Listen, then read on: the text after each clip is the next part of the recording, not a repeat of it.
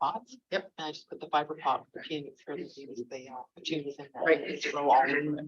Well, that's perfect because it saves a ton of. Even filling up the ones I have in front of my house. with Even soil. I do that too. I cheat. We're good. Oops. It's 6:30 and 22 seconds. Oh, gardening, man. Come on. All right, good evening, everyone. Welcome to our regular council meeting for Monday, June the 26th. Before we get to our regular agenda, we do have a committee of adjustment agenda to work through. So we'll call that meeting to order first. Tonight, we have a public meeting which is being held under Section 45 of the Planning Act to consider a minor variance application.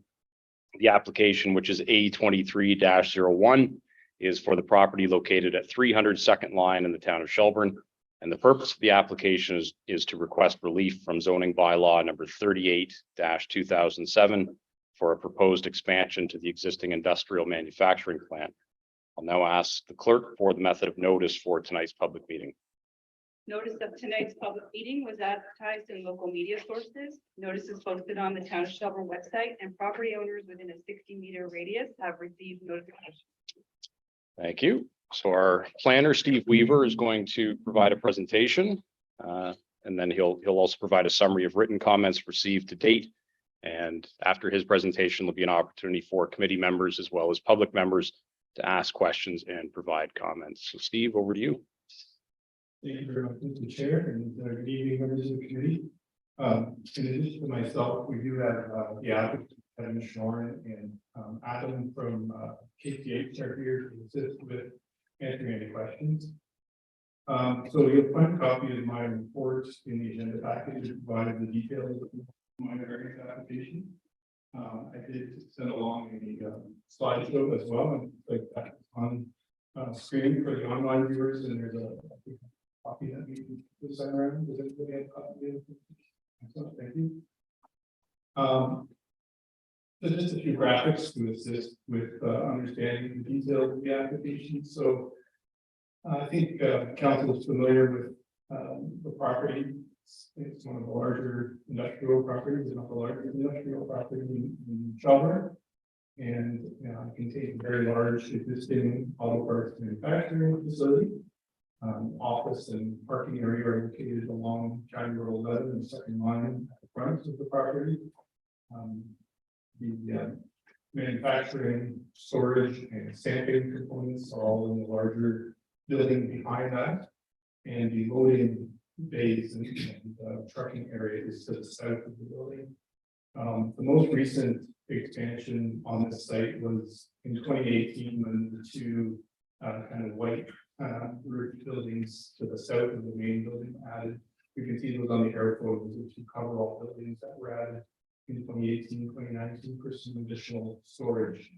And prior to that, there were a number of expansions in the main building. The most recent one was 2014, when I think approximately 50,000 square feet was added to the facility at that time. So the proposed expansion would continue to add additional space at the back of the building. The new addition would be predominantly used for storage in the business welding area as well. There would be additional 8 loading bays on the south side of the building. So away from the residential area to the north. And as you can see as well, the size of the building relative to the property has grown, and there's a limited amount of space available behind the building for an addition in light of the zoning setbacks. So you can see on the next slide a copy of the site plan that the applicant submitted, and shown shaded in gray is the proposed building addition. It's essentially a square at the back of the building. And if you go to the next slide, what we've done is just kind of zoom in on the purpose of the minor variance. So at the northwest corner of the proposed building addition, because the property line is angled at the back, and the building is currently not parallel to that line, it's parallel to the front lot line. The setback at that northwest corner would be a bit less than 7.5 meters required in the M1 zone, that is zoning bylaw. So it's a 0.8 meter reduction just at that northwest corner. The applicant is proposing 6.7 meters. Now obviously we reviewed different options to see if there was a way to change the dimensions of the building or, configure this a little differently so it could gain that additional 0.8 meters to meet the setback. But that wasn't possible because of the nature of some of the equipment that needs to be accommodated. So this is the footprint that they need for the uses within that part of the building. However, the rear yard does get much larger as we go south. And at the southwest corner, you can see in the lower circle on the slide, it would be about 18.6 meters at that point. One of the items under review under the site plan submitted with this minor variance is just to ensure continued compatibility with the residential uses to the west and north, as well as the existing school and the existing park area. And to address that was seen long ago that we would need some measures to protect that. And so there is a fairly large existing berm behind the property on town property that protects that. But in addition to that, the KTH property at the floor level is much lower than the land around it to the north. So I was actually just out at the paved trail that runs behind there over to KTH Park. And from that trail, you really can't see, the KTH property walking along that trail because the grade is so much lower on the KTH site. So you may be able to see once the building is expanded, a little bit of the top of the roof area. Some trees are proposed to be planted, which would obviously get larger over time to help screen that view. In addition to that, an acoustic assessment was submitted as part of the site plan. And really the only noise generating activity that could impact areas to the north is the rooftop HVAC units. Similar to the last expansion, the study has shown that this is proper acoustic paneling in front of those rooftop units that would bring the sound levels low enough and comply with the provincial standards at the nearest sensitive receptors, which is a couple of the homes to the north. So visually, I think it's well screened because of the grading on the existing berm and the additional trees. And from a noise perspective, it has addressed the requirement to ensure compliance with provincial requirements. But those matters are really matters to the site plan. And for the purposes of the minor variance, the committee is really presented with the rear yard setback reduction, as well as the parking variance. So just one more point on the rear yard, and then I'll get into the parking. So you can see on the next slide how big the rear yard would normally be if it was a continuous 7.5 meters along the entire length of the building. It's a green shaded area. It would be about 880 square meters of rear yard. The actual rear yard that will be provided because of that angled lot line is larger. So in my opinion, that does meet the intent of the zoning bylaw, because although it's narrower at one single point, the overall size of the rear yard is larger. In respect to the parking, you can see there's quite a bit of parking at the front of the building, and a little bit was added to the south of the building with the last expansion of the hall. So there's a total of 361 parking spaces, including 5 designated spaces on site. The additional parking required based on the significant growth in the floor area of the proposed addition would require 142 additional spaces, including 1 designated space. And so we reviewed that with the applicant, and on the next slide, you can see we've done some math here to calculate the ratio of employees to parking spaces, or sorry, vice versa, parking spaces to employees. And so because the facility operates in shifts, at no single point do they need what would normally be calculated under the zoning bylaw for the parking. It's the nature of the operation, and there's shared parking because of the changeover of the shifts. So under the current facility, 361 spaces in the largest work shift with 291 employees at the facility. So that's almost, it's almost 0.25 spaces per employee. So that's a surplus of 70 spaces available for visitors at any given time. And then with the expansion, as preliminary, number for additional jobs, it's estimated that it would be 20 to begin with. And so that would reduce that ratio slightly, but only to 1.6.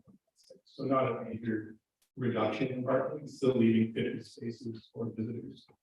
And then if that doubles again to 40 additional employees, then there would still be more than one space per employee on the largest shift, 1.09 with 30 available for visitors. So although the absolute number of spaces that this variance is seeking in terms of the reduction is quite significant, the ratio relative to employees is pretty minor in terms of the change. There were some building and site elevations provided as part of the site plan here as well.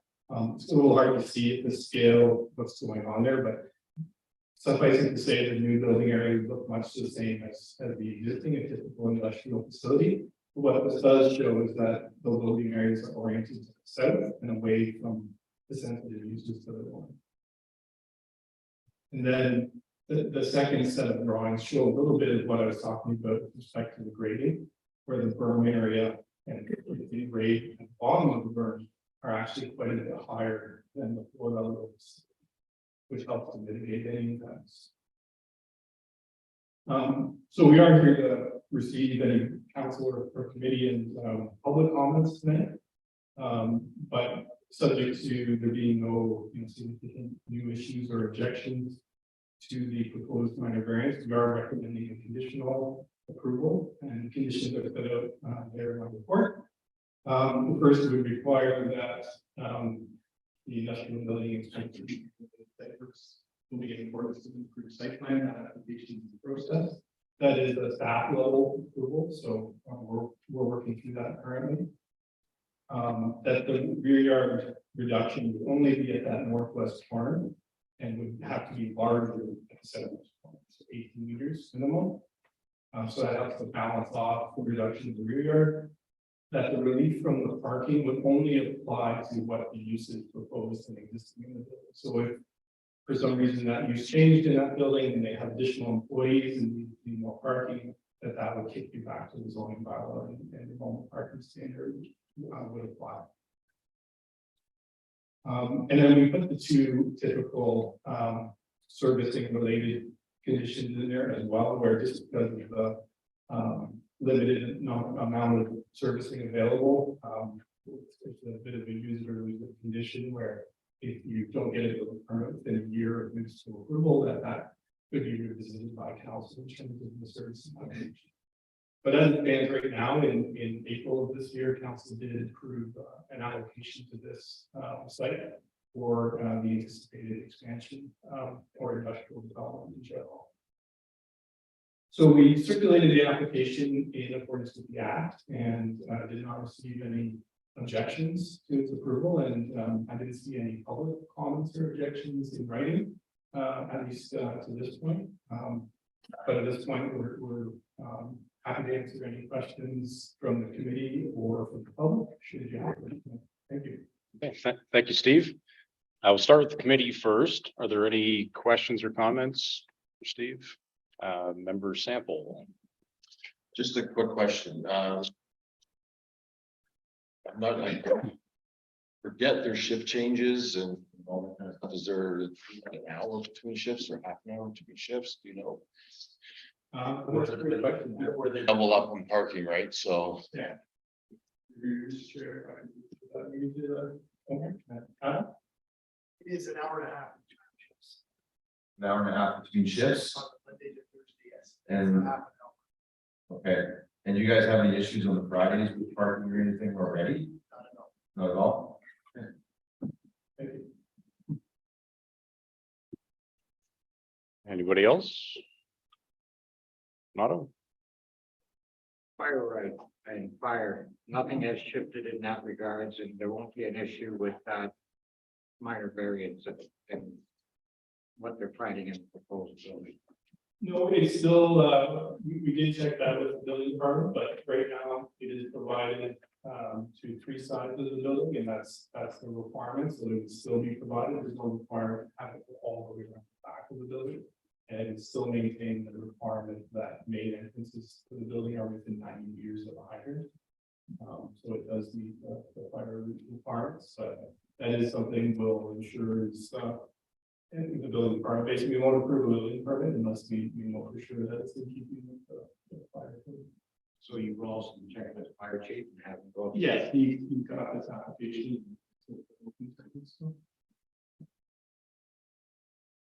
Okay, any public questions or comments on this application? Yes, ma'am. If I could just have you state your name and address just for the record.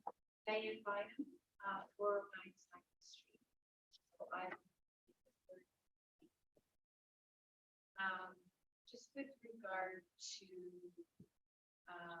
one, the park, it's not going to be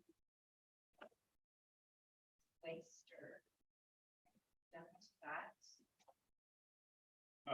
So through the chair to the resident, that's right, there's no changes to the boundaries of the park and the layout of the park. You'll see in the master plan presentation later that we would want to maybe have the town look at the slope of the berm on the land because the trail is washing out there. So because of excess fill on the property, it might make sense to pull that berm even further north. Serves two purposes, reducing the grade a little bit and screening of the addition, but other than that, no changes to the boundaries of the park.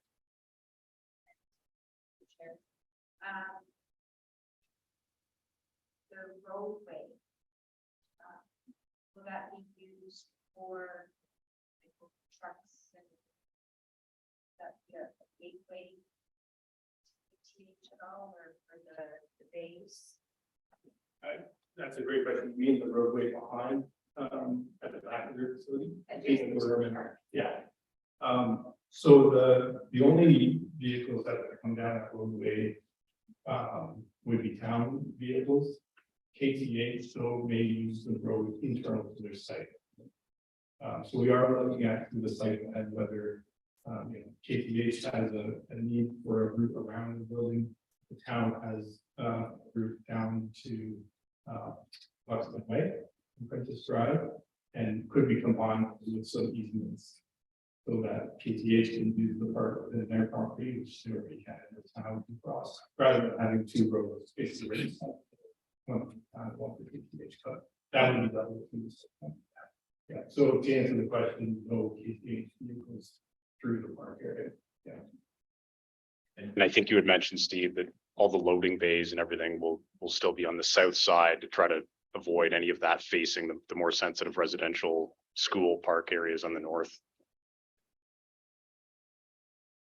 And I like the idea of planting tree line and then with the acoustic panels.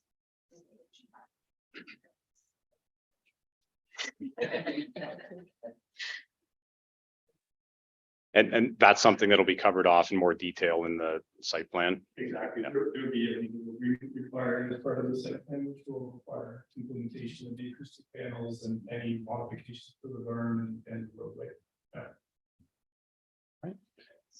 Sure. And as things progress, will be kept important. Any other changes and whatnot? So that's a great question. So the chair, the only part of this that required public consultation was the variance, which is for the parking reduction and the rear yard reduction. I'm always happy to answer any public questions about that kind of thing of interest. So there'll be a public notice regarding the committee's decision about the parking reduction in the rear yard, but there won't be further public notice generally about the site plan. But as always, contact the planning email or phone number, and we'll be happy to answer any questions. Okay. And typically, Steve, if there's something that's, departing from what we've talked about tonight, you would report back to council anyways, so. Right. Yeah. Okay. Any other public questions or comments? Last chance for the committee. Just one question. How long do they think once they get shovels in the ground, this will be completed? Have they given you? We're aiming for early next year or at the end of the year, but I should probably, since Adam's here, maybe you can better provide that update. Shooting the construction date moved by late spring, early summer. Okay, so the residents will have what? 5 months of construction noise? Probably a little bit longer than that, I think, but it's probably about 8 months.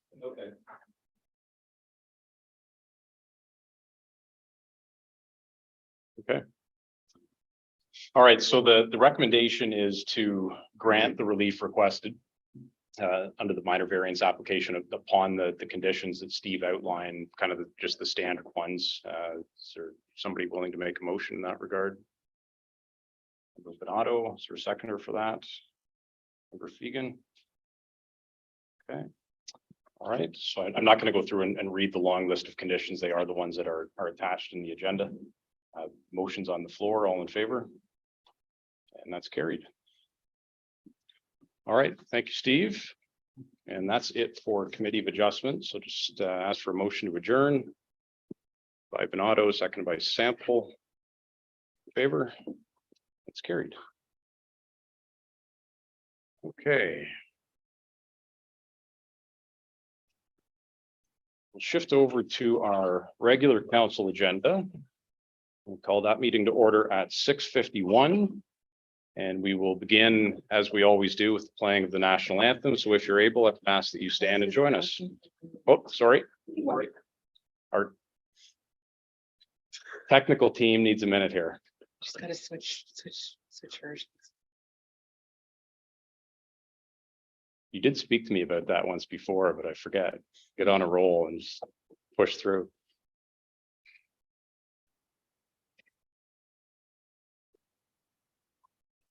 Okay, you want me to start over? All right, so our council meeting is called to order. And as I said, if you're able, I would ask that you stand and join us for the national anthem.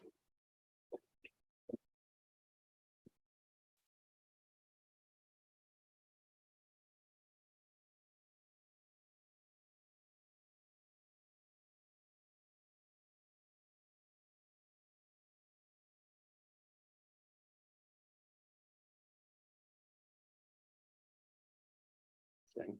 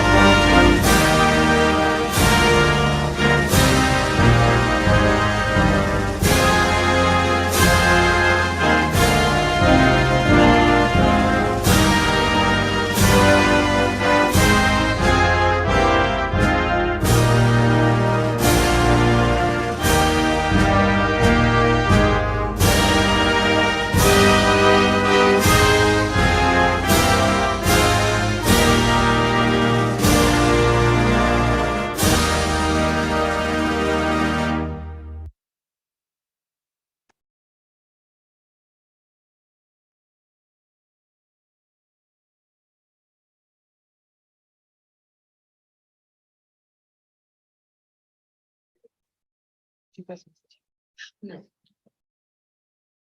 We would like to begin by respectfully acknowledging that the town of Shelburne resides within the traditional territory and ancestral lands of the Anishinaabe, including the Ojibwe, Potawatomi, Chippewa, and people of the Three Fires Confederacy.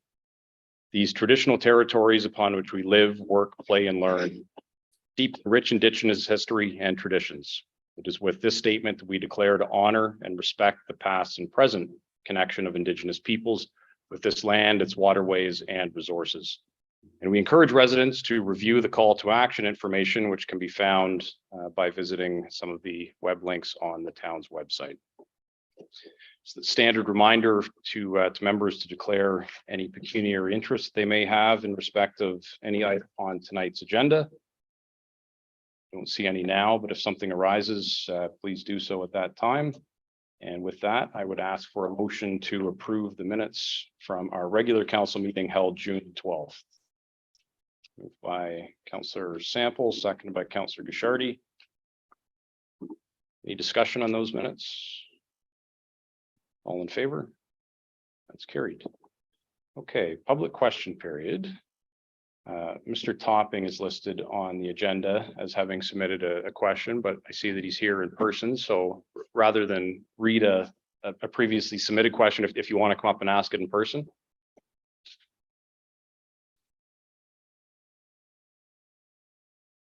And just for posterity, if you could just give your name and address for the record. Street, Shelburne, Ontario. I have some of my fellow members here with me as well. Questions are related to the Walter Creek house behind our houses. Just briefly to put this in perspective, until I guess September of last year, there existed a small well building behind our house.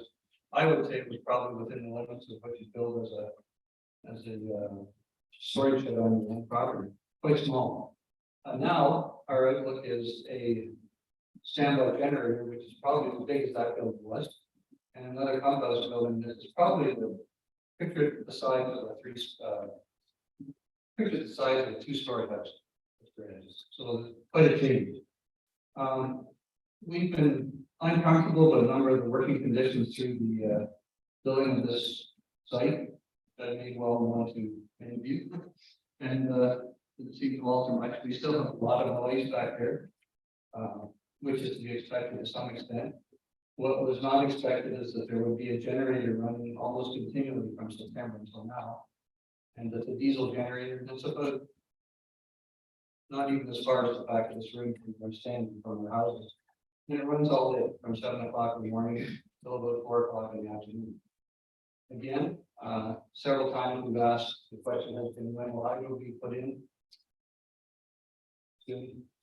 Soon hasn't arrived yet. So our questions are now all around not the difficulties we've had in the past, but what do we face in the future? And the first question would be, what are we going to be looking at? I just heard a presentation of the berms and trees and that kind of thing. And the only information I've been able to find from speaking to the contractor is that there will be a fence, which is our fence. There will be their fence, which will be about 15 feet from ours. And it will be topped with barbed wire. And then there'll be the buildings. There'll be grass restored where grass was. And there'll be a paved area. Which sounds rather industrial to what it used to look like. So our question would be, if that is all there's on the plan, and that was the plans he showed us, will there be some alterations? Like, I don't know if there'll be a burn, but I'm not sure a burn might be the right idea. But would there be any alteration or additions to what we see back there now? It was a pretty nice, natural looking area. Most now it's rather industrial. Coupled with that, there's a major part of the walking trails around Shelburne. So now the walking trail, I'm not sure where it would be, but I think the only place it can be is between two fences that flood our property. If we put the walking trail, I think those two fences, the fellows from the construction company indicated would be about 15 feet apart. So now it used to be a big walking trail through there. Now everybody will come through right along my back fence and pass back fence and on these back. So we're rather concerned what's going to happen from here on in. All I've heard is that there'll be fencing, which is starting to go up. There'll be pavement, grass.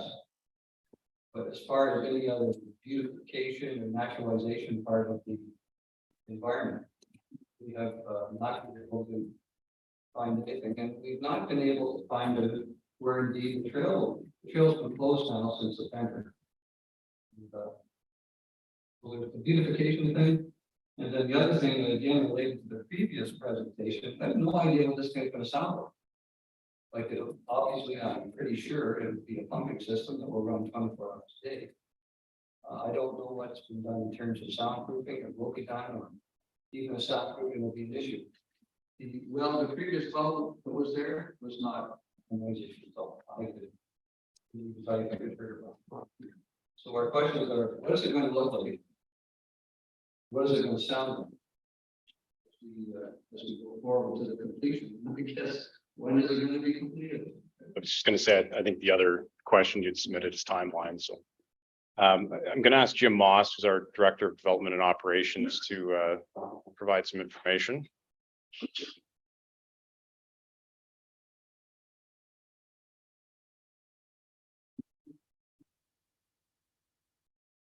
Short on mics. Good evening.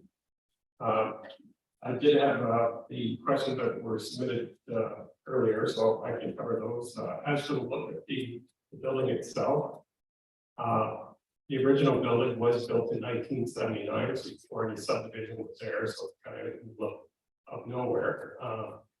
It is correct that with the arsenic reduction that this project is all about, the building itself does need to be increased in size. Two-thirds, about a 2/3 increase from what it was. The sound of it, there's submersible well pumps, so they don't make any noise or on the inside. This will be very similar as it is now. It's just running through more piping, tanks, filtration tanks that are going to be in there, and then there's run waste line for a change that's outside already. Outside of the generator going through its exercise program once a week. That usually goes for about 10 minutes. There won't be any additional audible sound from the new building at all. So that kind of covers that. Great, Jim. There's a generator there now, right? Like under the old system, so it'll be much the same. There was not a backup generator. Not. Okay. Okay.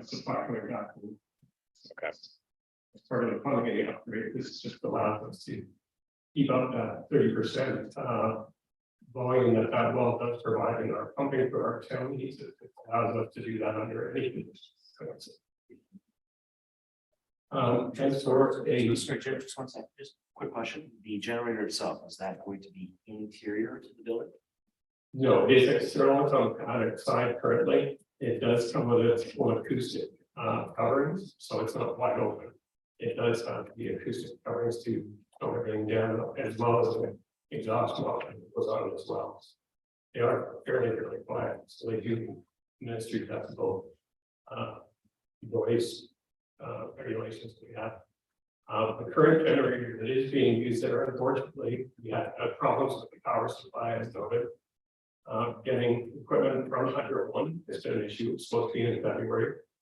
That's got pushed in further, it was to be July. Just heard last week, now it's the end of September, so, and that's what we're figuring for the end of the project. So that's that and an MCC panel that was inside. And until we have all of that, we cannot get electrical safety authorities sticker to approve. The old system that was in there from 1979 is Delta 3 hydro service. I don't know what that means, but it's no longer viable. They don't do them anymore. They won't hook up even temporarily. We're at the mercy of that power supply, as well as enriched gas for the supply to the generators. We're having trouble with that too. So still seems to be some lingering electrical issues from COVID yet, or electrical stuff is still hard to test. The completion date. Just a question on the generator that's going to be the backup generator, as you spoke. Obviously, you're gonna have a set time and standard when that's gonna be run. Well, can we let the residents know when that's gonna happen? So at least they know that that's gonna happen at Thursdays at 2 o'clock once a month, whatever it is, right? Yeah, they are fully programmable, so you get them right. Since the town hall goes into its exercise mode every Wednesday at 10 a.m. So we can work out a certain make sure it's going to be a Friday operation hours too. Whenever it does go through the cycle, it will trip alarms and follow up on our staff as well as the auto hours. As for the completion date, we always figured it was gonna be about a year, so we started last September. They started this September, that'll be the end of it. We are having trouble too getting the filter components from the supplier. I did talk to them about the water conference, a month and a half ago, they were ready to ship it, so, yeah. So that's another little hanger that we have, but there is still. Piping and plumbing that needs to be done in the building as well, so they are, some days you're not there, so it's not, the generator's not running. Every day if they're not there, there's nothing to do on site, that doesn't come. Back in the winter, it did have to run because the 2/3 of the new building, all the block walls with mortar and everything, they did have to dry out there, so they had industrial heating and fires, swing fans, sort of thing, so. It was a little more intrusive in the winters. Since the building itself was built in 79, we didn't look at putting any screens up or any kind of trees or privacy fencing, that sort of thing. The way the building itself is laid out after water, there was need to put in a chlorine contact loop. So you get full 15 minutes of chlorine contact before you get the first user. That is looped in right up close to the fence. And we do need room for snow storage here, so they do plan to pave around the building itself. It will be a grass area. The trail will still come through between private property and the building. One of our recommendations that we get during every ministry inspection is fully fence all of our facilities, so that we're taking care of that this time.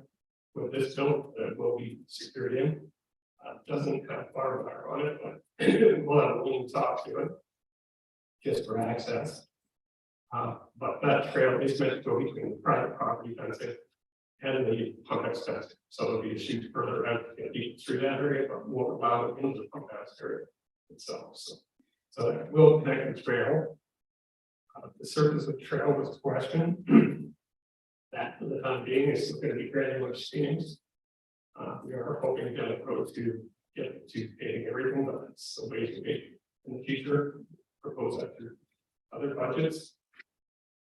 I believe that's, yeah. So Jim, just for clarity, the power supply issue, that delay is on the part of Hydro One. Okay, Yes, there is an MCC panel that's inside this part of the contract to be provided by the contractor, which has been an issue, but yes, they are having an issue with Hydro One getting these all components for this service in. And originally it was meant to be back in it. There are substantial. Councilor Bernardo. So Jim, the fencing that's going around the water, the new water facility, that's going to be link fence with barbed wire on the top. Pretty much it's chain link fence, and it'll just have a beam to the top, some barbed wire. It puts a 45-degree angle on it. It's hard to find. See it at the end of Greenwood where our pumping station is, Greenwood Crest, so I know the type of fencing you're talking about. And we have the trail going through at the same time right beside that. Looks like ugly, especially when you're walking by and it's a trail. We can't reroute that trail. The other side of the building is right tight to Walter Creek, so there's a splash pad there for emergency blow off valves close to the pressure builds, it'll trap a pressure relief downstairs on that side, and then go straight to the creek. So there is no room on that northwest side of the trail. It has to go through from that side. Have to go through there. I kind of figured that. But I guess the question that the residents have raised is, it's not a good site behind their house there. Trees, anything for screening? Can anything be planted in the area? The only thing you can figure there is we could put something close to the property line, down the road, that could interfere with fencing, that sort of thing. As I mentioned before, there is a chlorine contact loop in there, as well as a data circuit that controls that until it's fully switched over on the new SCADA system.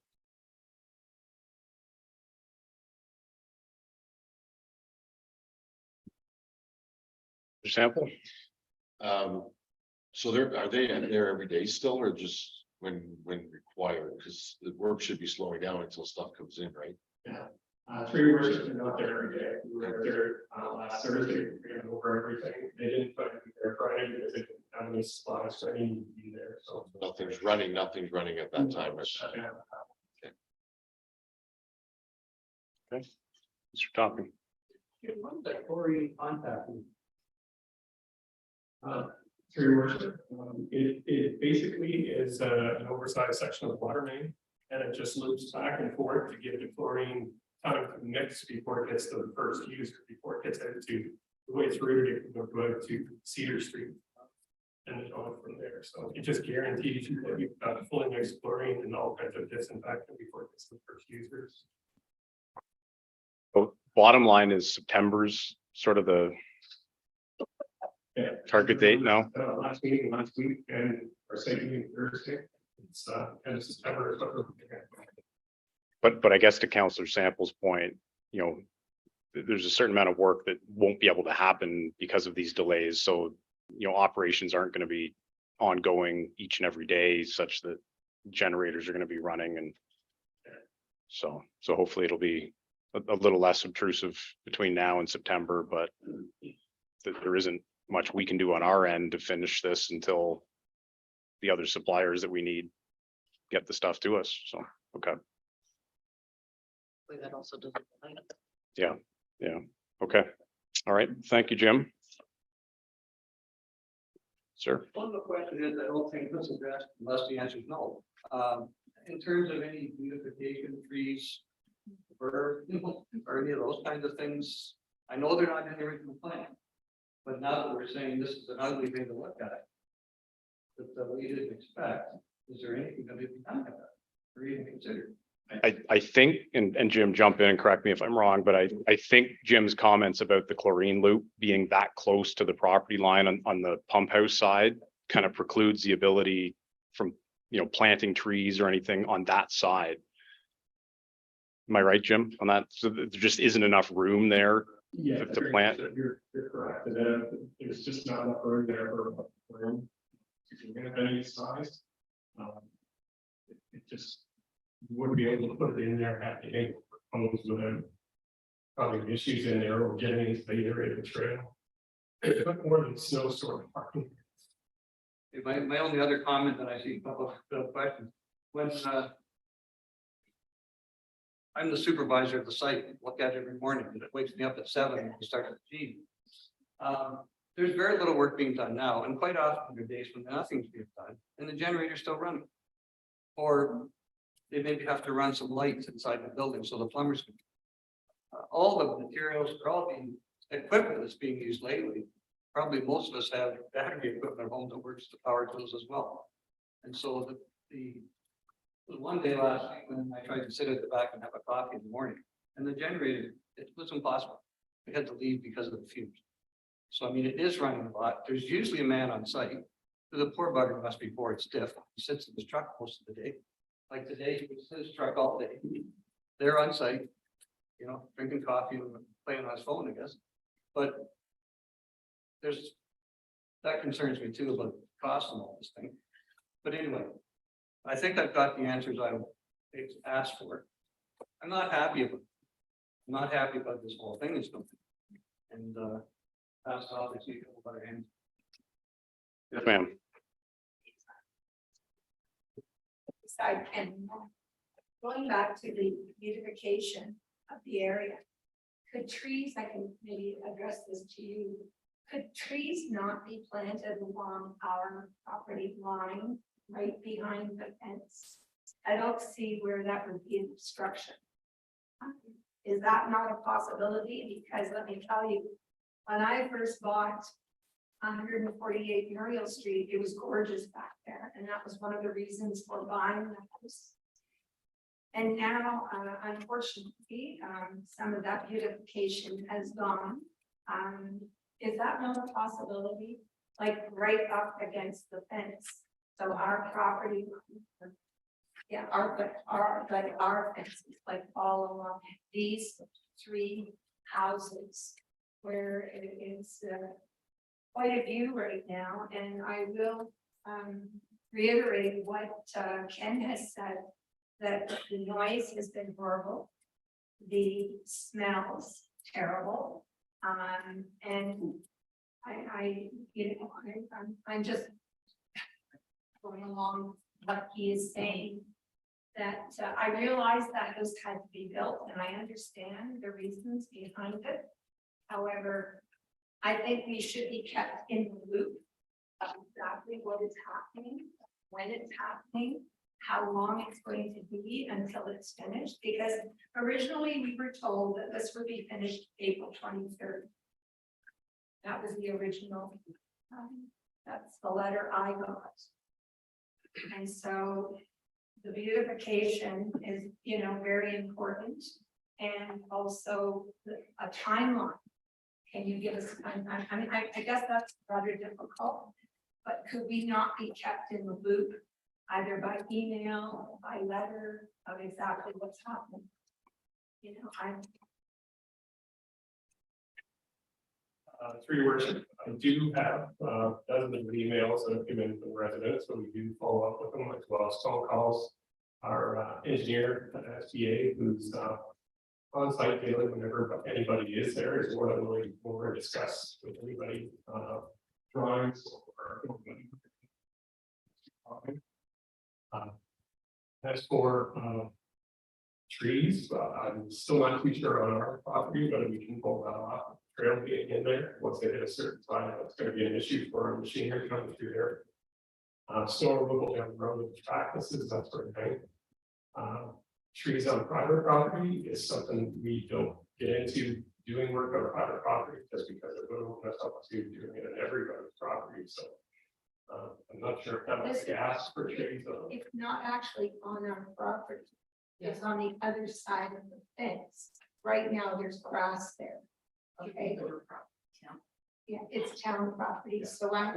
I think what Jim indicated is that, you know, you can take a look at it, but I think his concern is that down the road, that those trees growing out onto the trail, we have to maintain those trails. We have to bring snow removal equipment through on those trails and you know, I'm not sure how much space is physically there. You know, what may start as a small sapling, which probably isn't going to provide much shelter buffer anyways, will grow. And if that encroaches onto the trail, then that becomes problematic. So Well, you can plant trees that go straight up and don't go. I understand that, but the trees that tend to grow straight up are also not going to provide much shelter. Yeah.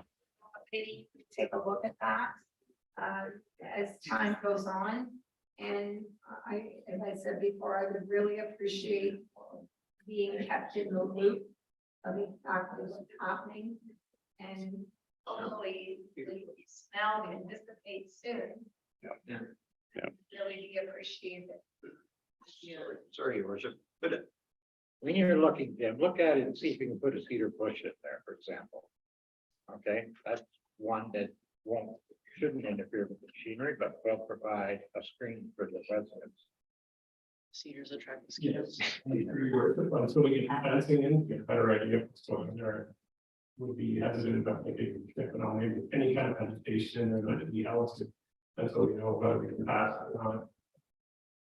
So we put that down the roads. Yeah, as long as there's no machine, but we can provide something if there's room there to do it. Okay. Well, I'm assuming you guys are gonna make the trail as wide as physically possible as well, right? Like you're gonna maximize that as best we can. Dan and I were speaking and we were wondering, the type of fence, could that be changed maybe to more of a privacy fence, wood, something that's a little bit nicer to look at instead of a chain link? Through your worship, we could do that through a change order. That's definitely not what's standard in our order either. So I'm, because they are imminent on doing their best and they didn't want to get that done and over with. It starts stabilizing the grass, that's where it gets set up before winter, so that's better. At this point, it would be difficult, it's not impossible, but it's not, it would be a change order and an additional cost. There will be a difference from chain link price is more expensive. I just think that could help with the, you know, beautification type of aspect where at least it's not such an eyesore with, you know, the chain link to look through it into, you know, the building and whatnot. Fence would have to be quite high, I would think, too, in order to provide a full visual barrier. Yeah, So, I don't know if you could provide a full visual burial, but Are some tires, and you kind of look down. down. The park area, where you know, the park has certain so. They also have to prevent the security of barbed wire on the top, make sure nobody climbs over. Well, if vertical angle, boards are a little yeah. trickier, right? Than Yeah. chain link, you can put your toes in, so. Okay. Well, yeah, I think, you know, certainly we've heard the concerns and Jim, I mean, sort of as we continue to work through this, if we can just sort of keep the residents in the loop and do what we can to try to minimize it. So, Yeah, if there is any questions at any time, or email me, call me, or investigate your findings, or provide some-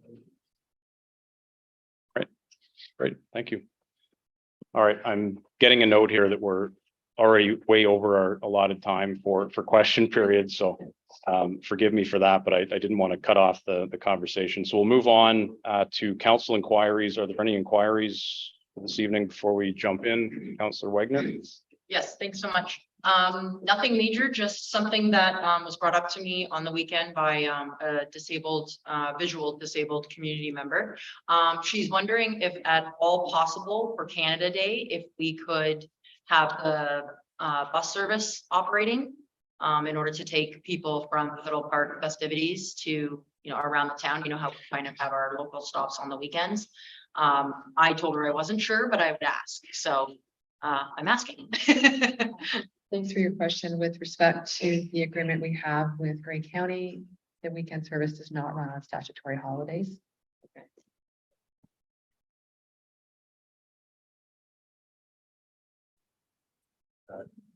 Dr. Fegan?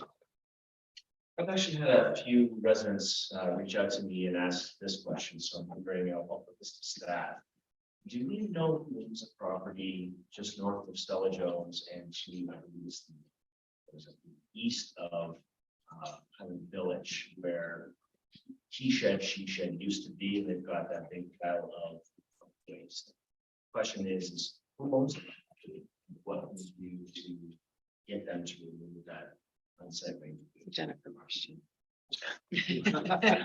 No, I know, but she's dealing with it. Okay, thank you to your worship. That is an ongoing property standards matter with our bylaw enforcement team. Thank you very much. Thank you. Councillor Sample? Baseball diamond, new fencing that just went up. We did, I know we don't want access from the rail bed, but can we have some sort of ban access so we can get back there to get the balls that go over the fence? We have no access to get back there now. You do, there's an entrance. Jim, do you? Yeah, want- but it's only at C Diamond. Your balls are at E. So there's no access there. I'm just saying what was brought up because we had a tournament there. A lot of balls went over the fence. We did send kids in afterwards to go get them. But it's just, shouldn't be like that. It should be a smaller gate or something that someone could walk through to get access back to that area. So just so that's what was brought up. So I think it should be, or you're gonna have Okay, God. the same problem that we have at soccer fields. They're gonna be climbing it, they're gonna damage it, we're gonna have issues. So I'm not saying the men are gonna do it, just saying that's what's gonna happen. So just as the background, the reason the fences went up is because we were incurring significant damage to our fields from the ATVs that were accessing the Dufferin Trail. If, for example, getting the balls is a reoccurring problem, we can either do a fence cut or some kind of walkthrough with respect to the best position of that. Yeah, it can be even what we did at the rail bed access there. That's just, it's a little loop like this that allows people to get in and out, you know, what I mean? But nothing can fit through. Right, so it'll be critical that no mechanicalized vehicles can get through that. It's Exactly. pedestrian use only. Yes. And we may put a sign up that's saying this park is closed when it's not. That's ironic, open.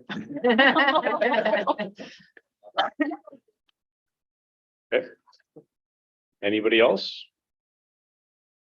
Okay, all right. So we'll move on to our first report. That's a report from our CAO regarding the naming of our splash pad. Thanks, Mayor Mills.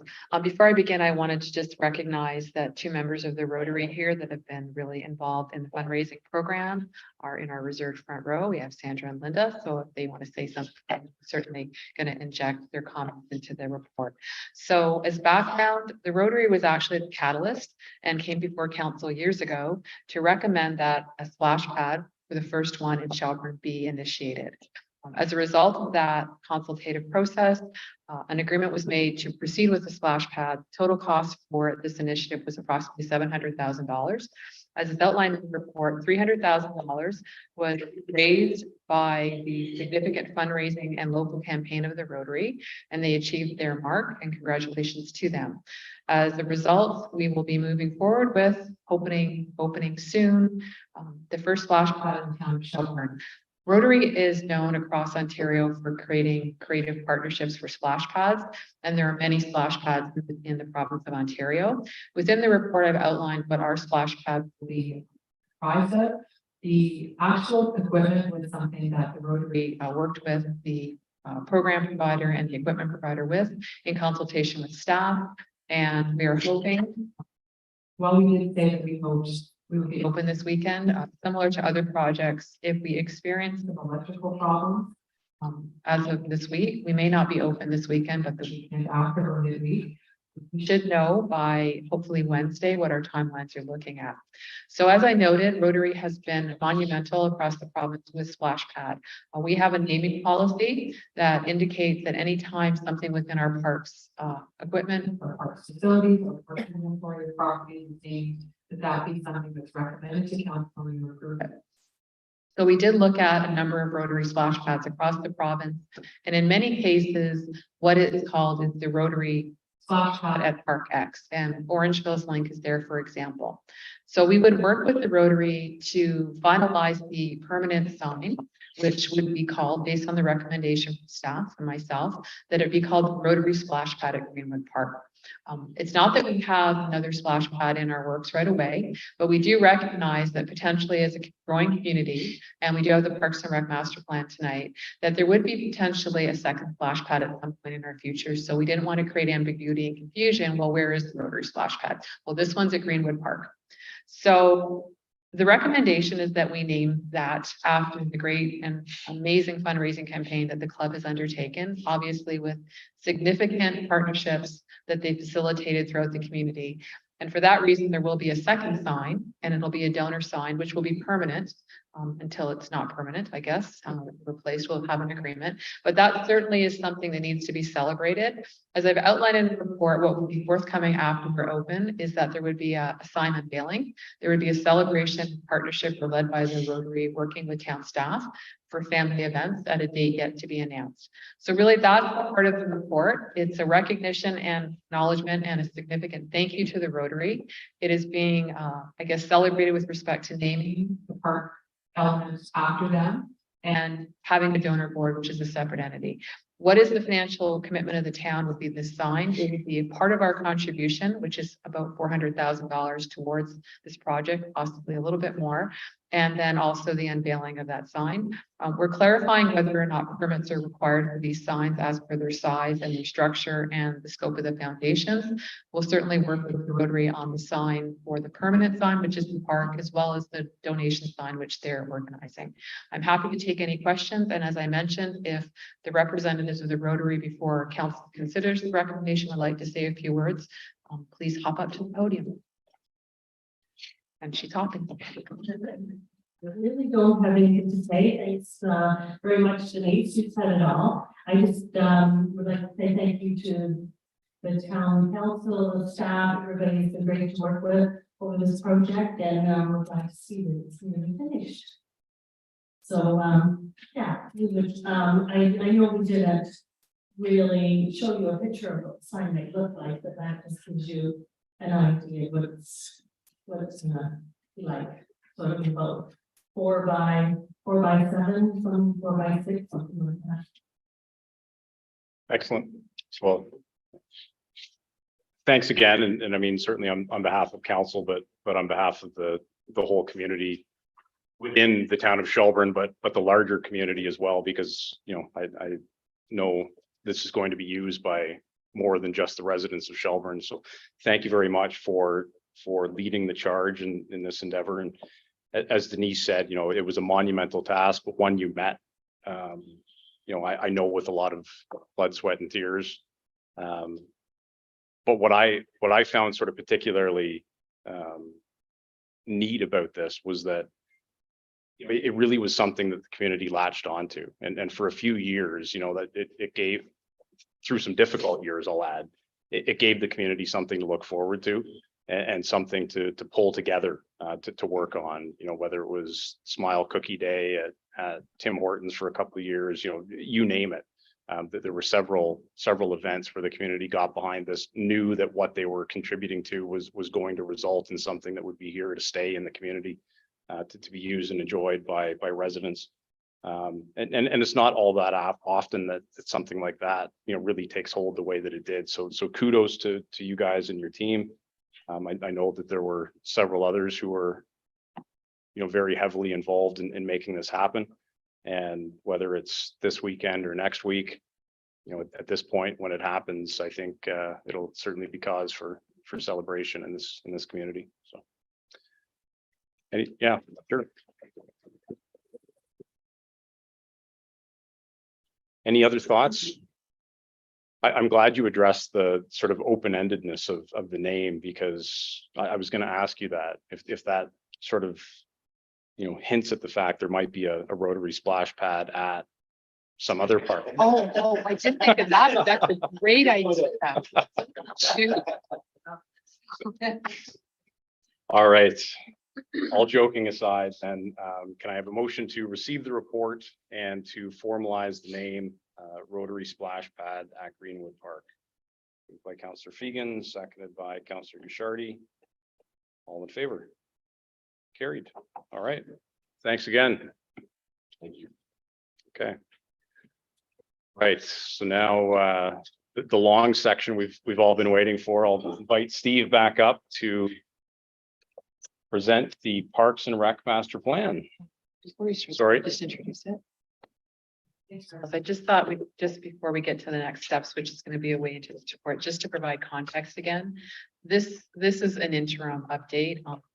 There's a number of elements within this large scope of work, namely the Fiddle Park Plan, as well as the Parks and Rec Master Plan, but it's certainly not the final report. That will come to the council in September. We still need to do public engagement, but it's important that council sees the work to date, obviously digest the estimated costs to date, and provide us then potentially before we get the final report with some directions that would be reflected in the budget framework for the draft 2024 budget. And with that, I'll turn it back to Steve. Thank you, Denise, and thanks to council for indulging us in the dedicated meeting for this. It's a lot of information to receive, and as Denise mentioned, there's not any action item requested of council at this time. Really, we wanted to give you the update on the work that's been done on Fiddle Park as part of the overall Parks and Recreation Master Plan, and then the summary presentation on some of the key directions that we've come up with in draft for the town-wide master plan. And we thought that we would start with Fiddle Park. I do have a colleague of mine, Andy Cadder, one of our landscape architects, who's been very focused on the Fiddle Park master plan. And she's on Zoom, so I think she's okay to stay on for the first hour or so, if we go that long on Fiddle Park, but maybe there's a time check. Can you hear us okay? Yes, can you hear me? Nodding yes. Oh, she's not in? She's nodding. Yes, okay, great. Sorry, I can't see you, Andy, but I will. Yes. Yes. Great, thank you. Just so you know, there is a significant delay. Okay. Anyway, she just knows this. Okay, thank you. So we'll give you a lot of time for the question.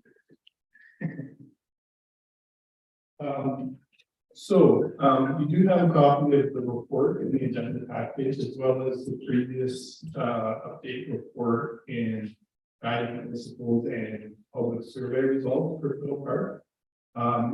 What I thought I would do is just kind of walk through the Fiddle Park report and focus on the recommendations in terms of the concept. I think this is intended to be kind of a bit of a working session. So if you have questions or comments as we go, please feel free to interrupt me. As I say, we're here tonight to get your feedback. And then at the end of the presentation, I will cover off what we intend to do in terms of the next steps. So this will come back to council at some point for consideration of basically adopting of the report and the master plan as your guiding framework on future decision making and budgeting for specific programs, including the phased implementation of Fiddle Park improvement.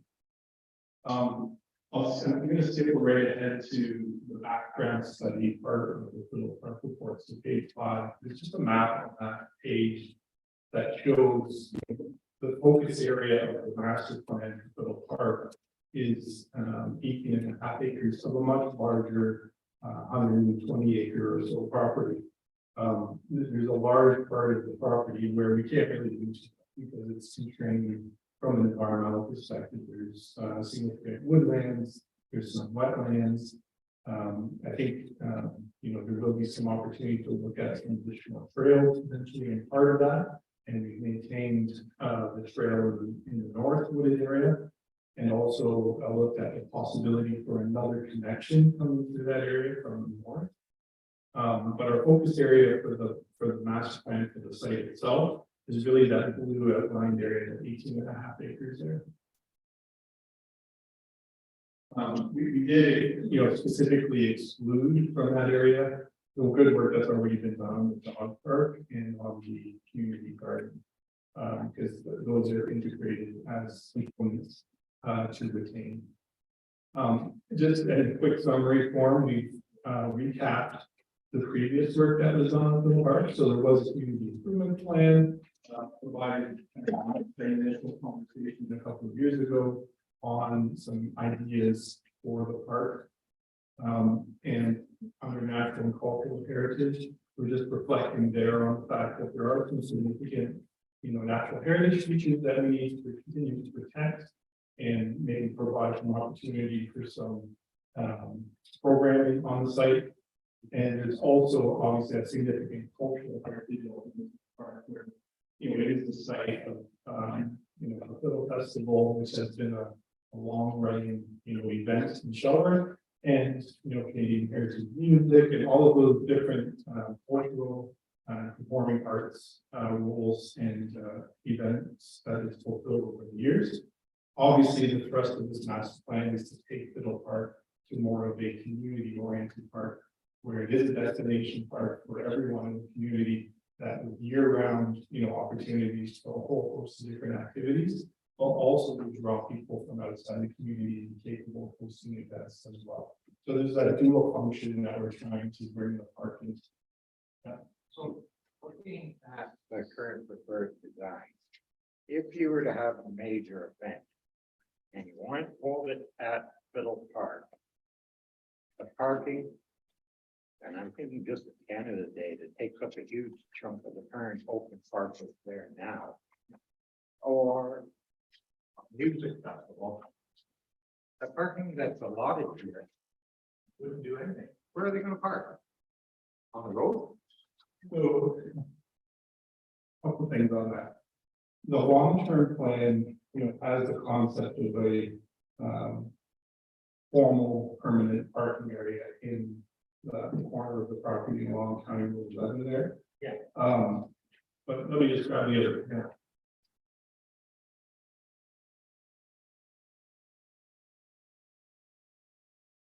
Phase 1 and here would retain the entire easterly part of the park as that open green space area, as well as much of the internal gravel road networks. So that provides, space for temporary event-based parking in the phase 1 plan. Part of the phase 2 implementation, if we go back to this other plan, would require more of a event parking strategy. So if you lose the opportunity to do parking up here, does this need to be larger, or could you work with nearby property owners to use some of that parking for events? Obviously, we know there's a significant amount of parking across the street, school board, city property. There's the Milford property, so we would look at other alternative parking solutions. Now, having been there, alternate parking spaces requires OPP. Or some form of police stop traffic. County Road 11 it's to be a pretty busy street, especially at events. And the last thing we need is people trying to cross the street or get out of wherever they're parked. And it's a chaotic situation. It's very chaotic. So that's where my concern is, especially for events and parking. Now, I think Denise has some comments there before we just Yeah. move on to the next one. Yeah, thank you. I think with respect to the guideline that we followed, we did the principles of which council approved. We looked at the transformation of this park to be used all year, and events are not all year. So we've looked at other communities that have staging areas and parking, whether they have shuttles or guided walking and crossing. There are lots of opportunities on businesses that aren't open traditionally when events are held or on weekends and stat holidays. We also know that within the proximity of the school, which is a common relationship that we have the same agreement at Highland and Natasha Patterson Park, we park on their property. So in this case, we have tried to facilitate a vision that respects and acknowledges events, but doesn't create a space where parking is monopolizing the space for an event that might be 3, 4, 5, 6 times a year. The events that we foresee being held in this space require, in some cases, supplemental access, but we're pretty sure based on how other municipalities handle this could be an amazing venue, which parking is not now the only priority of the space, and we create a collaboration to get you there. So I think, if you could, and respectfully, if you could just let Steve walk through the whole scheme, how parking fits into that potential end use. And there's more dedicated parking now than there is currently in terms of that space. There's also parking at the community garden and parking at the dog park. And we know that the businesses in close proximity to us have all indicated that partnerships are a possibility. We also have in our existing 2024 budget already a formal agreement with respect to proposal to have a path on the KTH property, which would provide with what we're seeing here is that cars are not the only way for many events to get you there. If we have the great trail system that I know council wants, you can get here by bike if you choose to, and parking won't be the issue. It'll be bike rack. So sorry, I just wanted to let you go through the scope of what we see here in terms of capacity and the walkability now of this park. walkability for me is an issue, and bike is an issue, so. No, but- there's a lot of accessibility there as well. No, I mean, there still will be cars, but we believe that there's going to be potentially other uses for some that can choose to walk or bike to supplement the need to drive there. Yeah, and that was a big part of the discussion, and again, let's go back to this, so. This is likely gonna take minimum 5 years to establish, right? So in that whole time, any events that require temporary parking still have a lot of space. You wouldn't then embark on reworking the space to the phase 2 plan until you've got a plan for, okay, if you have these 4 events that need X amount of parking, and we're gonna lose all that, where are we gonna put parking? And then you're gonna have to have a new plan. Change the program. So, some time to address those things, I think, as we go along. And definitely you want to make sure you've got adequate parking to suit, a whole host of different things. So one thing I wanted to highlight is on page 7, and you can see it out there again today, it was just by the site before I came to the meeting. There is a low point that runs through the park, through the corner of the open field area, right across, the gravel road between the building and the pavilion. And, it's a low-lying area, it accumulates quite a bit of water there. And it does actually dry up reasonably quick, but, you know, the ground is pretty mushy still afterwards.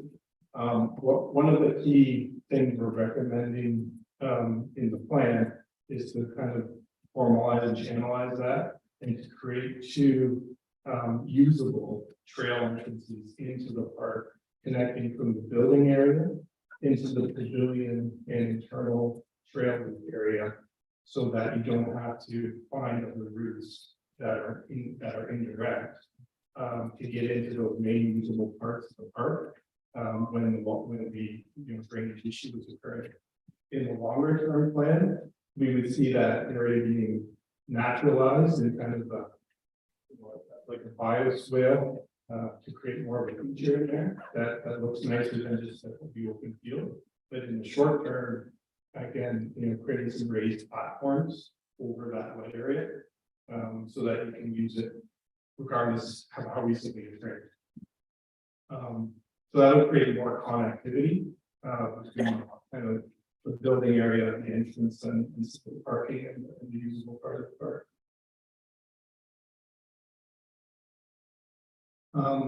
There's some additional photos there. Give a lot of thought to the surroundings. So on page 8, you can see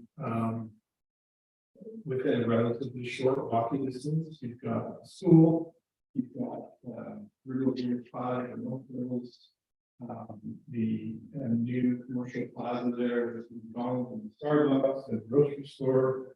And we see a good opportunity to connect with those surrounding uses to create opportunity for maybe school kids to come over and use the space, certainly for people to access the commercial businesses and maybe bring some food or drinks into the park for events or picnicking or other things.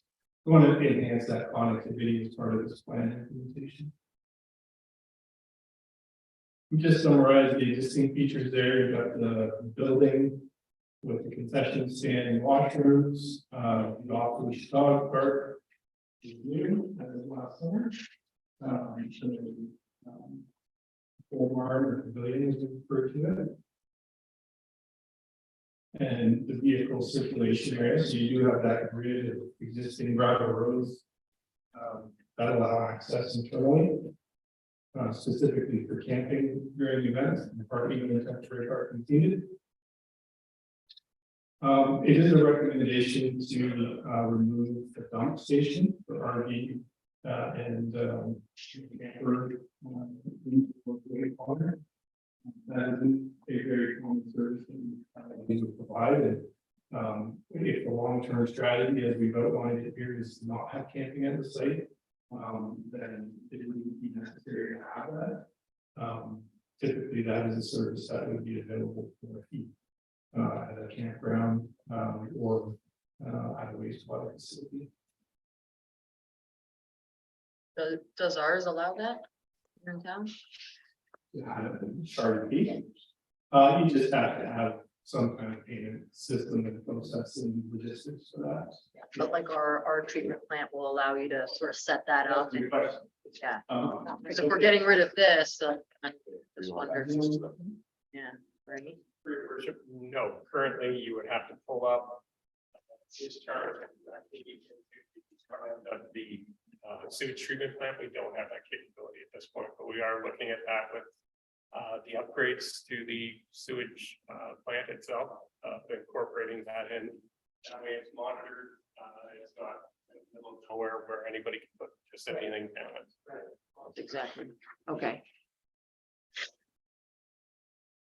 I will say I camp several times every summer. I've been doing that for most of my life, and I have yet to go to a campground that has spaces for RVs and campers that doesn't have a dump station.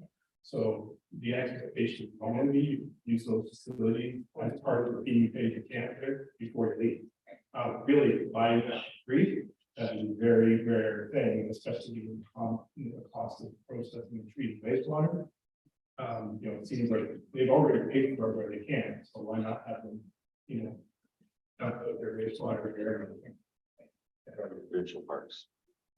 They don't have it. No, I know, I was just gonna say they don't have No, it. most of them don't. Yeah. Oh, Most of the newer ones do, but the older ones. don't.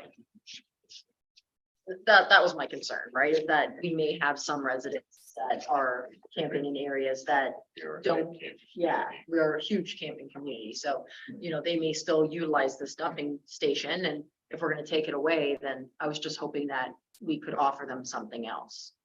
I think, yeah, we want to make sure that you provide, that there's something available. So not necessarily that the town does it, but that there is something available to do legally. Last thing we want is people. Of course. And that too, you're exactly right. But that there would normally be. Yes.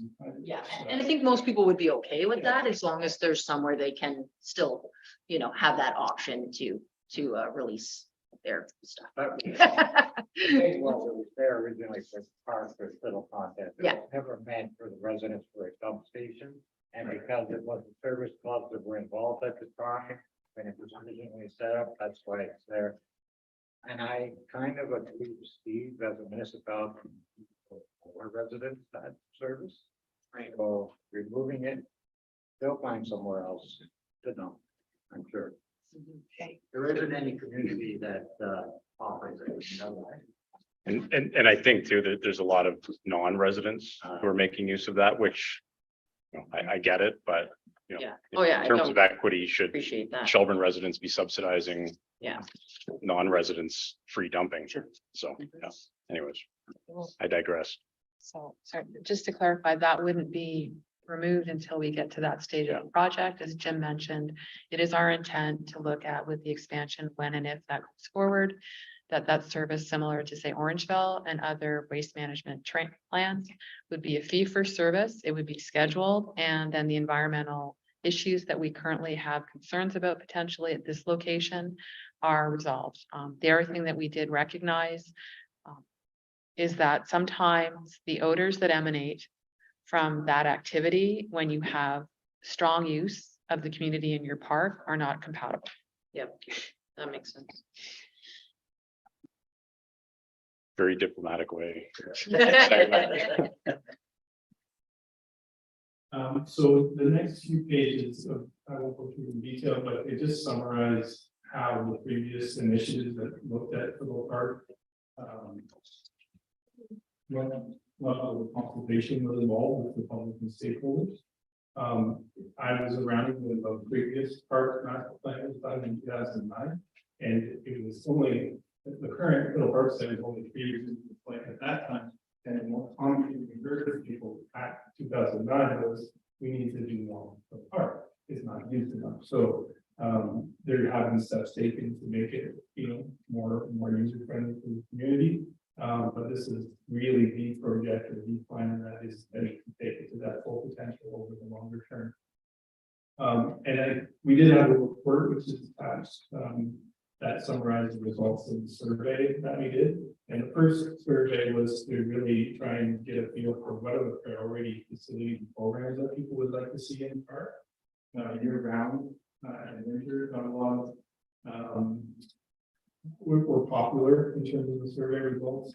So we've really tried to orient the facilities that are identified on the plan to align with what the community said they'd like to see. Year-round trails, passive, natural areas, play facilities for kids, picnic areas, all of those things are what we were trying to really focus on. It was pretty clear early on that another sports park wasn't what was the theme for this park.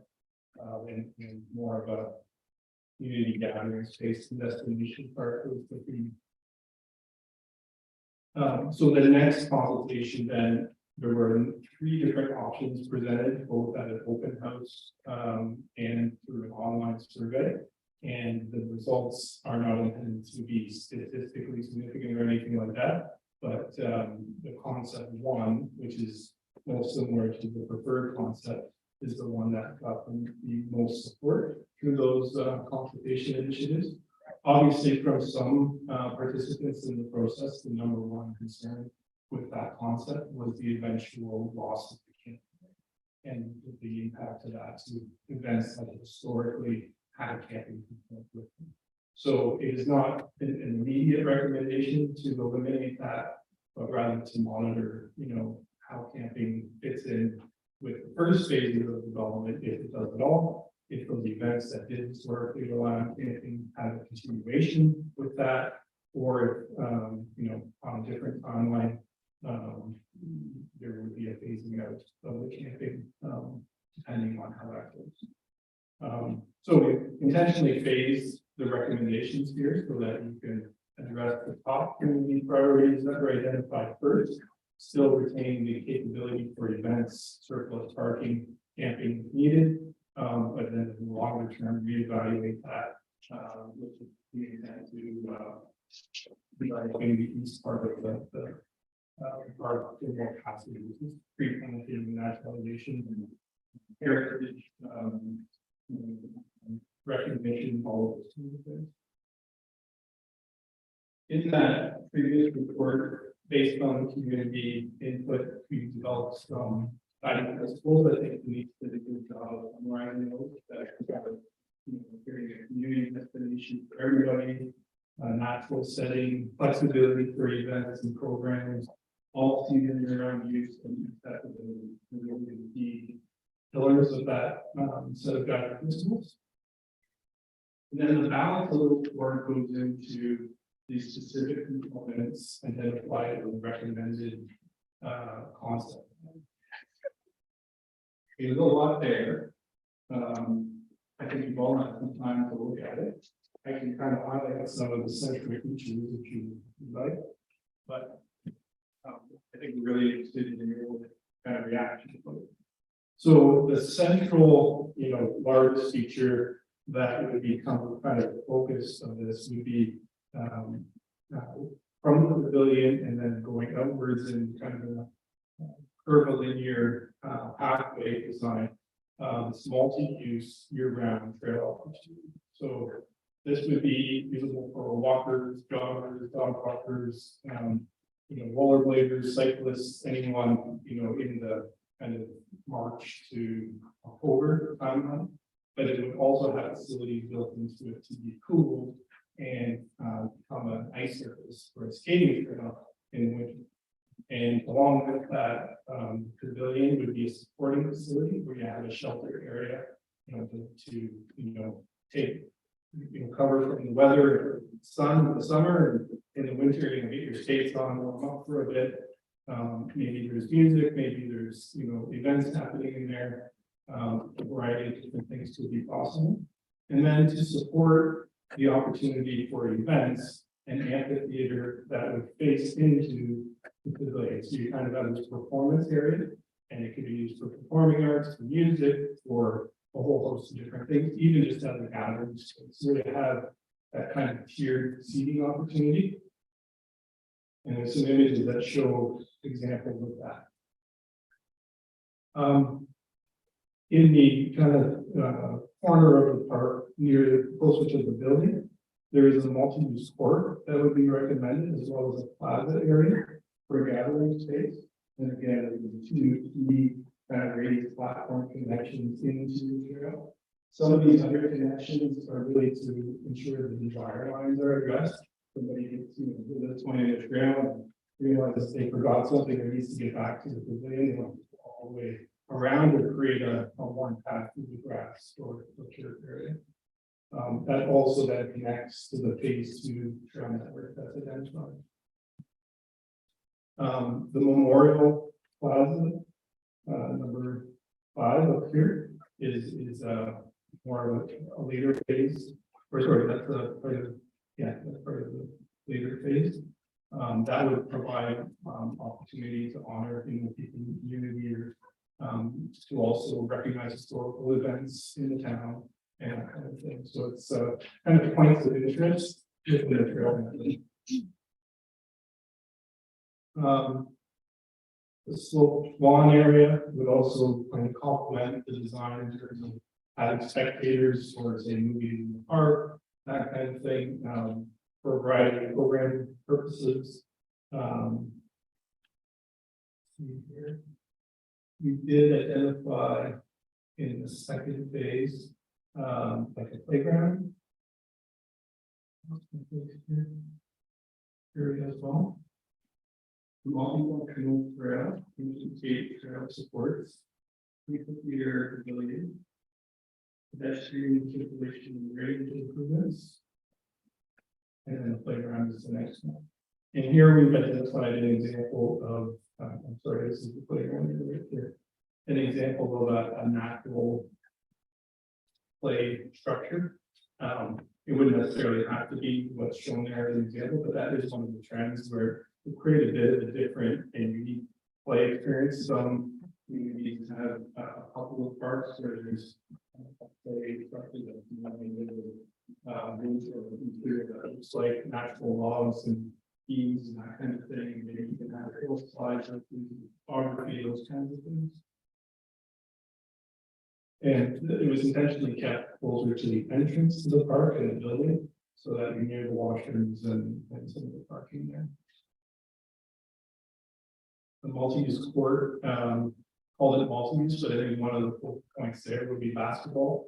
There aren't a lot of basketball courts in town. There's one at Greenwood Park, and there's a half court at Simon Court Park, which is a great location for that.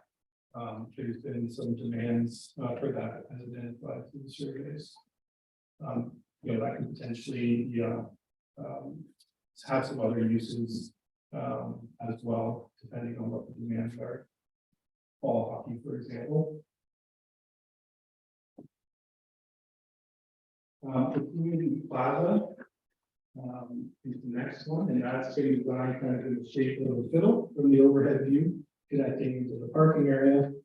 And for that, we're going to identify some decorative paving, maybe a water spray feature, shade structure, again, another point where you can have some relief from the sun, some decorative lighting, and some landscape planting kind of around the edges of it. Again, that's another unique gathering space. Parking lot drop off that kind of leads into that area. And then the phase two, the largest kind of land area is in the Memorial Forest. There's a shade structure. So those are the main components of the concept plan. There is a diagram on page 27 that shows some of the ideas that talk about with respect to community connectivity. Staff did go out and look at the opportunity to potentially run a trail along number 3 there. Number 2 and number 3 there. That would be pretty wet in part of that area because of the wetland. So that would either require the use of a boardwalk. The reason it was shown there is that the town does already own those 2 rectangular pieces of land off of Highway 89 across from the intersection. That was taken for a future 4th leg of that intersection. The other opportunity would be to try to negotiate an easement with Choice Properties, the owners of the Milfros, to have that trail routed further west through a drier part of that woodland area. That may be an opportunity as that landowner is looking to potentially expand their building area on that site. On the west side of the park, so across County Road 11, the key connection point to add there, which is also identified in the overall master plan and trails plan, is that connection from KCH Park to the west across the back of the school property, San Ohio School property, to line up with pretty closely with the main entrance into the park.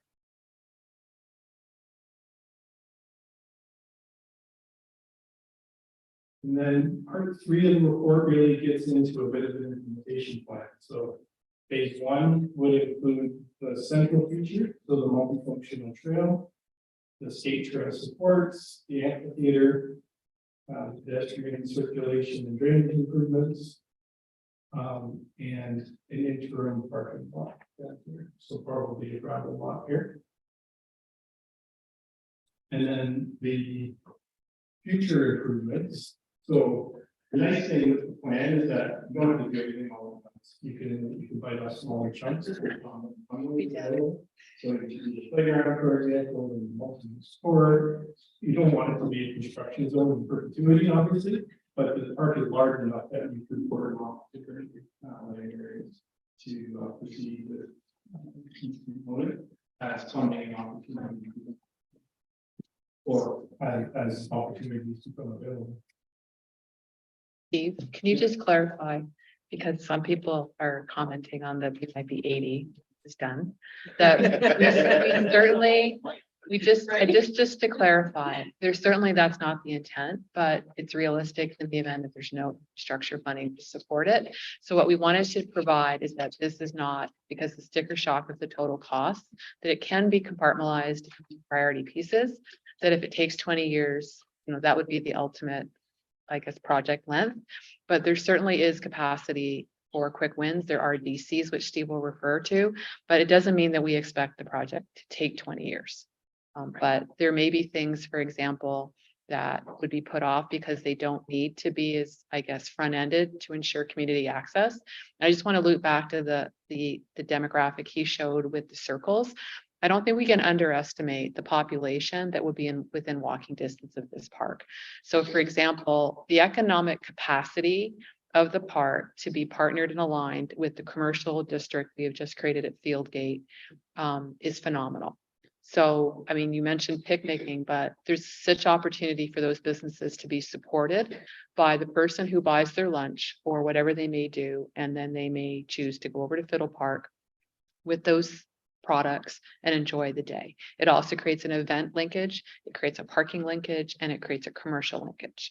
Let alone the residential component of the number of people that will be living at Fieldgate once, or Emerald Crossing once it's occupied.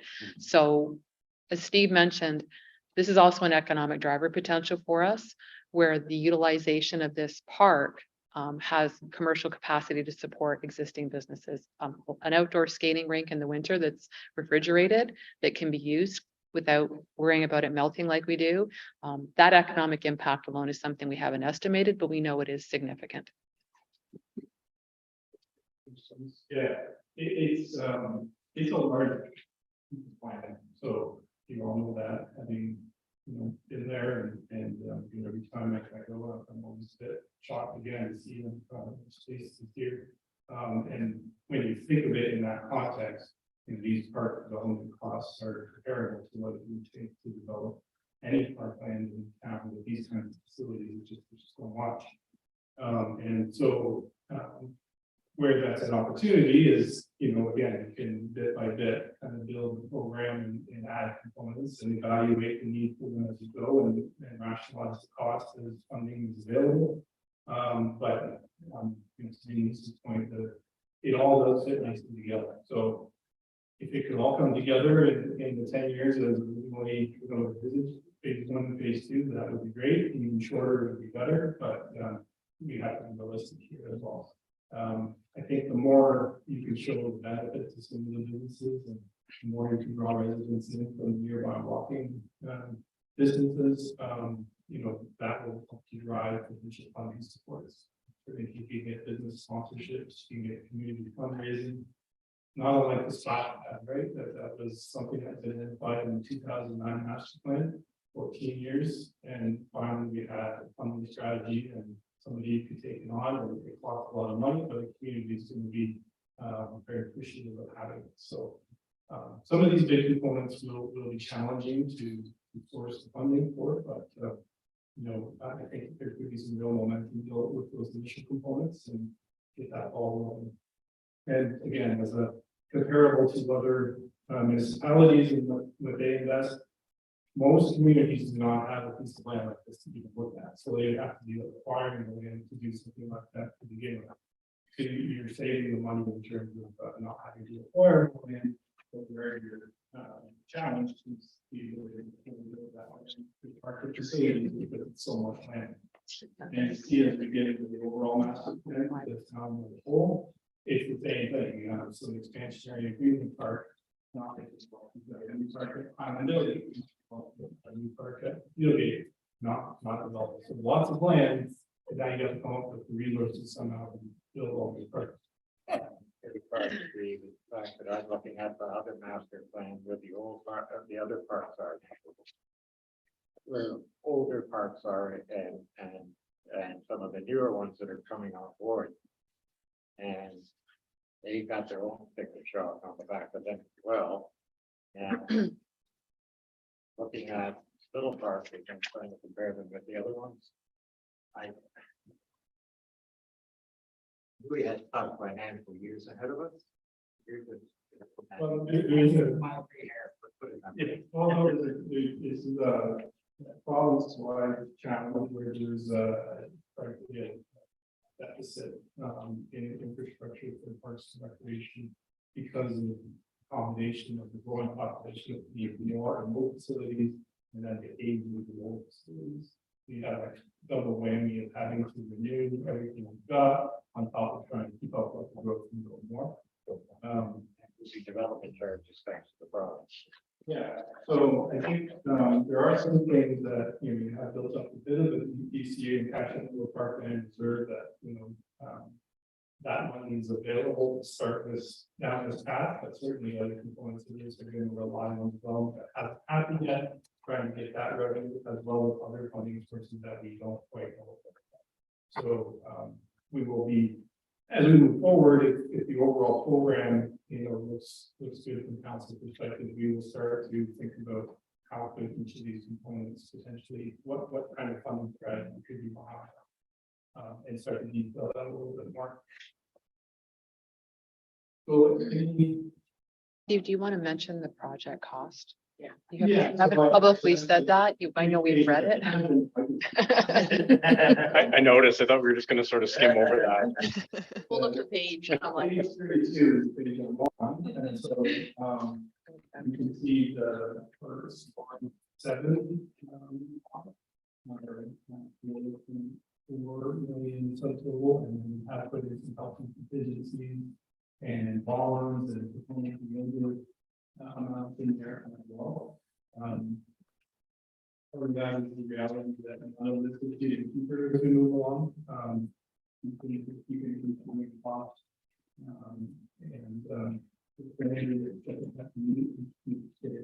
Higher. So we don't expect things that where there are going to get less costly. So 5.3 is the total there for the phase 1. And then the second phase, the largest part of that is really looking at parking. Parking is a really expensive aspect if you want permanent paved parking. That is something that, again, we would want to monitor, how is the gravel lot performing? How much parking do we need? Are people parking deliveries to get here on my car? There may be opportunities to cost savings as we go.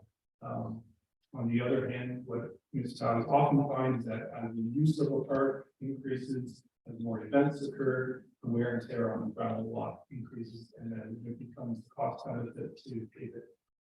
So I think that's, for example, you're getting into that with Freedom Park. Steve, while we're talking about parking, if we look at parking in the different areas, rather than paving, is there permeable parking that can go in there for water? Because the last thing you need is more water runoff. Yeah, there are different surface materials you can look at, including permeable. But the main downside with like turf stone or that kind of thing is the winter use and maintenance.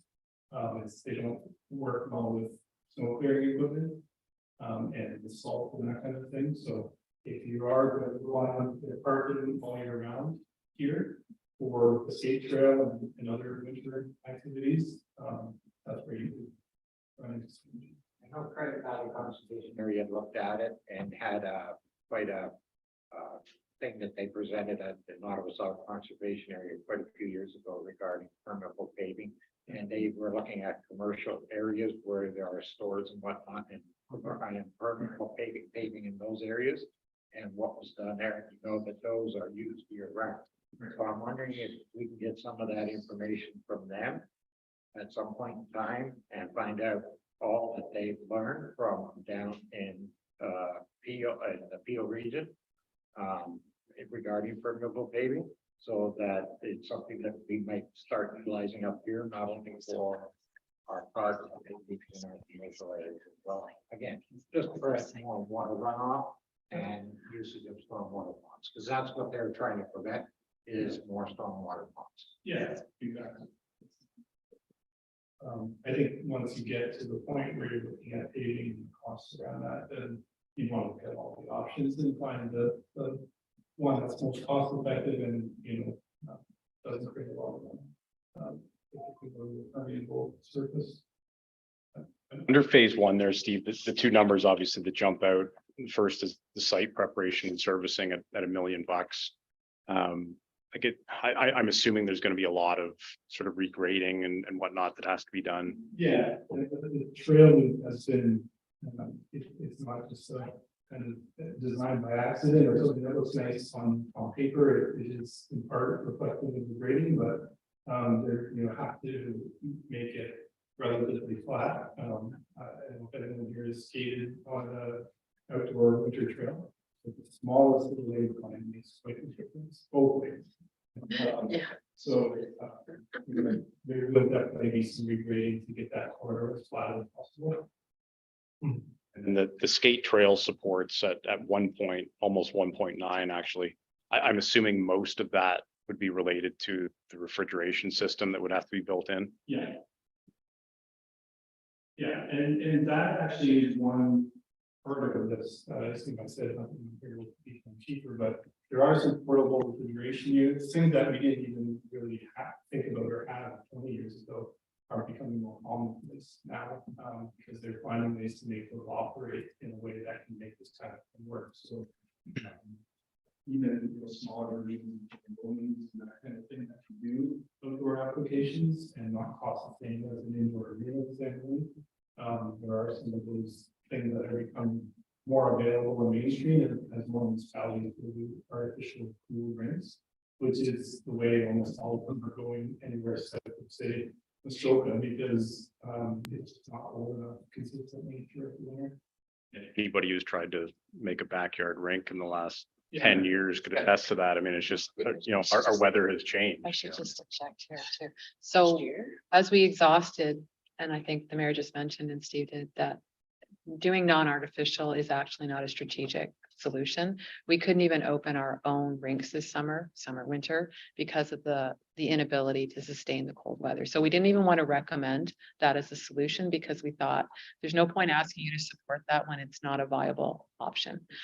Additionally, what we looked at, and again, it goes back to the founding principles, was to ensure that we provided the community with as much outdoor recreation similar to your council priorities or free at a no cost. This affects barrier-free access, affordability, and also provides something that council has supported as well, is a healthy community. So we believe that the investment, while it is a thicker shot overall, but that doesn't include that there might be funds from grants. There are some DCs, but we wanted to really emphasize that this was about community for community at low to no cost, so that in the winter, when it can be quite dismal, that there was an opportunity for a very amazing sport activity, that it kept families active. And as Steve mentioned, under the programming, we also looked at many of the private operators in the north, which include a lighting support so that you can have night skating or events when you turn them on, that you can create a fitness related activity for people to create, again, their own personal health. And in the summer, that same space can be used for walking. So we feel that within here, you could have measured walking, running, any type of physical activity in a very safe environment. And the connectivity that Steve mentioned too is unbelievably an opportunity that most communities wouldn't have. So, I mean, you can tell we're excited. We know that it's an expensive excitement, but we think this is the opportunity to be different, to celebrate the space is what council wanted when it was chosen that it wouldn't proceed with being surplused, and to really create almost a community-wide park, the entire member of our town. There's going to be something for everyone, very family focused. So, I mean, if I look at a family where you have kids that might want to play basketball, some that may want to go to an amphitheater, some that may just want to walk, The memorial forest alone will be something that is very special and tributes and recognitions to those who choose to maybe plant a tree in memory of somebody.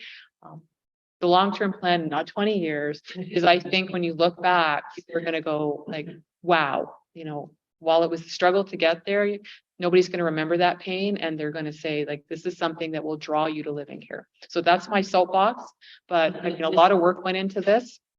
I just wanted to give you the background of everything that we thought about in terms of the amenities that would mean the most for the community for almost no fee to access unless you're obviously needing a special event permit, then there'll be some rentals associated with that function. So any other comments or questions on page?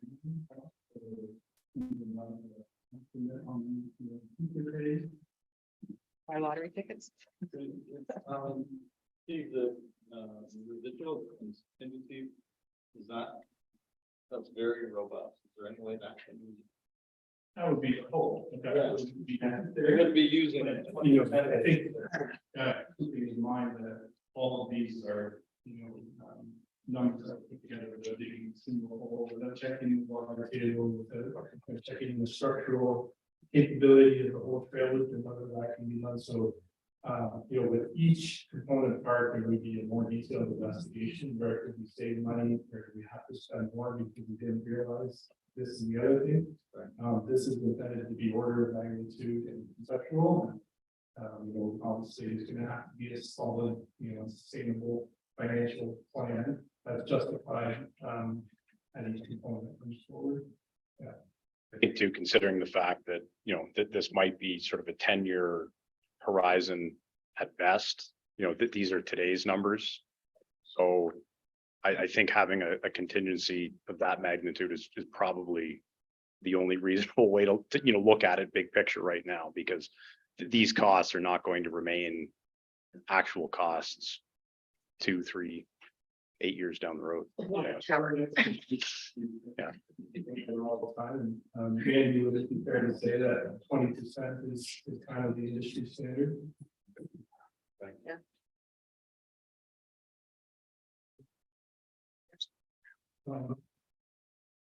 And the other thing, process is everyone do very low, so and that approach as well. I think though, it would be as individual components control, we really do that carefully, we do relatively safe money. An example of that was, going, for example, it was like last fall, so we were paving applications and that kind of thing, and we didn't integrate those, and we'll find a supplier who's got some of that available or something like that. We want to see the opportunity where we can save significant this communities, they can contribute. I think that's some pretty big stuff, don't you? Any other comments, questions? Sorry, go ahead. Just a general kind of questions about Fiddle Park and master plan and parking and not parking, but parks. Are we, or just to you probably, we're not set in stone and everything that look at this, so Parks and Recs Committee is gonna can look at this and come back with some recommendations or maybe some proposals or some kind of little change items here, not big change items, or based on what we're hearing back outside the public, other than what's in here that we're hearing now. So no, your firstborn is no, I'm kidding. So if you turn to the next component of the presentation, which is now the overall Parks and Rec master plan, read. Yeah. On that is next steps.